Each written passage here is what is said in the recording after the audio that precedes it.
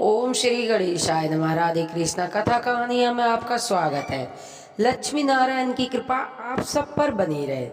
आइए जानते हैं महात्म्यम का 25वां अध्याय।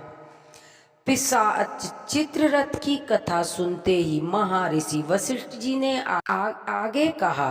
पिशाच देहधारी राजा चित्ररथ को बुरी तरह से रोते विलखते तथा विलाप करते देखकर विष्णु भक्त देवदूती ने उनके पास जाकर पूछा, हे भयंकर आकृति वाले, तुम कौन हो? तुम इस प्रकार दुखी होकर क्यों रो रहे हो? तुम्हें क्या कष्ट है तथा दुख दूर करने के लिए मैं क्या कर सकता हूँ? पुण्य आत्मा देवदूती के ये करुणा वचन सुनकर वह राक्षस 3 बारी में निवेदन करने लगा, हे पुण्यात्मे, मैं घोर पापचारी और महापापी हूँ। आपके दर्शन प्राप्त कर मुझे यह प्रत्यक्ष अनुभव हुआ है कि आप मेरे पूर्व जन्म कृत कुछ पुण्य अवश्य शेष होंगे। आप मुझे बड़े भाग्य से मिले हैं। बिना शुभ कर्मों की प्रेरणा तथा भक्ति शक्ति के आप कैसे पुण्यशील आत्माओं के दर्शन प्राप्त नहीं हो सकते हैं। हे प्रभु, अब मैं आपने समस्त पूर्व जन्म में किए हुए पापों को आपसे सम्मुख निवेदन कर रहा हूँ। पिशाच ने आगे कहा, हे द्विजश्रेष्ठ, आपने पूर्व जन्म में मैं एक अत्यंत पराक्रमी और सम्मान राजा था। मैं और मेरा राज्य सभी प्रकार से ऐश्वर्य से भरपूर और संपन्न था, परंतु अहंकार बस में समस्त धार्मिकों वृत्तियों तथा दया भावनाओं से रहित था। मैं हर समय पाप कर्मों में डूबा रहता था और मैंने कोई धार्मिक कृत्य नहीं किया।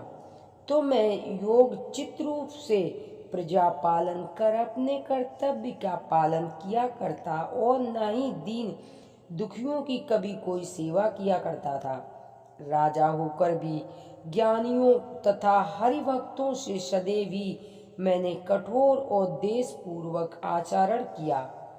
श्री ब्रह्मादिक देवता जिस प्रकार परम पिता परमात्मा की सदैव ही पूजा अर्चना करते हैं, वे मूर्खवश मैंने ही उन्हें हरि और उनके भक्तों से देश तथा बैर भाव अपनाया।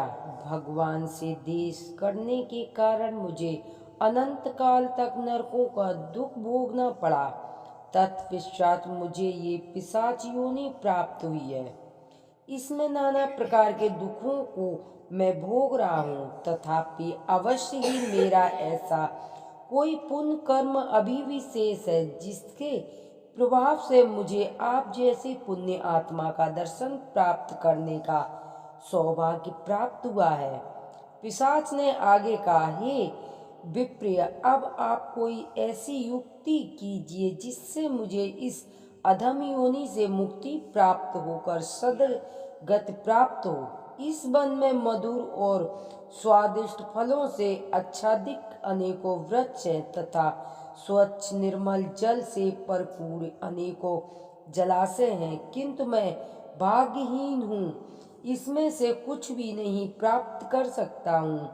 मैं यहाँ सुधा और तुष्टा से व्याकुल होकर विलाप करता रहता हूँ तथा उद्भ्रांत तथा भटकता रहता हूँ। हे करुणामयी, आप मुझको इस पिशाच योनि से छुटकारा दिलाइए। महात्मा देवदूती ने पिशाच को सांत्वना देते हुए कहा, हे प्रभु की माया बड़ी प्रबल तथा विचित्र है। यह सुर नर मुन देव धनुज और गंधर्व इत्यादि सबकी सद्बुद्धि हर लेती है। सृष्टि के रचयिता पालनहार तथा संकारता की अवहेलना करके भला कौन सुखी रह सकता है? दुर्बल ही ऐसा कराती है। समस्त चराचर जगत में व्याप्त ईश्वर और उनके भक्तों से देश कराने वाला भला कैसे सुखी रह सकता है? और कल्याणकामी नर नारियों को ईश्वर भगवान के अवतारों देवताओं तथा ब्राह्मणों से कभी देह नहीं करना चाहिए। मुक्ति की युक्ति बताते हुए महात्मा देवदूती ने कहा, ये पिशाच, आपकी मुक्ति की यही युक्ति है कि आप प्रयागराज जाकर महांग स्नान करें। इससे तुम अवश्य में पिशाच योनि से मुक्त हो जाओगे। धर्मशास्त्रों का कथन है कि श्री प्रयागराज में गंगा यमुना में पवित्र संगम में स्नान करने से मनुष्य को अश्वमेध यज्ञ, स्वर्ग तथा सदागति की प्राप्ति होती है। पवित्र संगम में स्थल प्रयागराज के तीव्र तेज से सम्मुख किसी भी प्रकार के पाप अपने अस्तित्व की रक्षा नहीं कर पाते हैं। भीषण से भीषण पाप इस दिव्य तेजोमय प्रयागराज की असीम पुण्य शक्ति तथा प्रभाव शक्ति के आगे नष्ट हो जाते हैं। हे पिशाच, श्री प्रयागराज के पावन जल की एक बूंद का ही स्पर्श करने से केरल देसी ब्रह्मा वसु के पाप मुक्त होकर मुक्त लाभ प्राप्त होता है। अब तुम भी प्रयागराज में जाकर महांग स्नान करो। महात्मा देवदूती ने आगे कहा, समस्त कल्याण कर्मियों तथा स्वर्ग लाभियों को अपने समस्त पापों, तापों और संतानों के निवारण के लिए तथा मनुष्य जीवन की सर्वश्रेष्ठ सर्वकर्ता प्राप्त करने के लिए माघ मास में श्री प्रयागराज के पवित्र संगम और जल में अवश्य स्नान करना चाहिए। यह कहकर ईश्वर भक्त तथा दान पुण्य के कृत्यों को अवश्य करना चाहिए। इससे प्रसन्न होकर भगवान मनुष्य हर प्रकार के कल्याण करते हैं। 25वां अध्याय यहीं पर विराम लेता है। सुनते हैं आरती।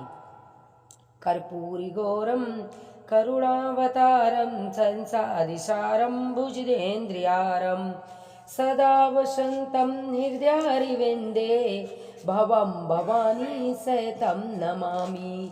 तुमेव माता च पिता तुमेव बन्धु च सखा तुमेव विद्या शरणं तुमेव शरणं मम देव देवा।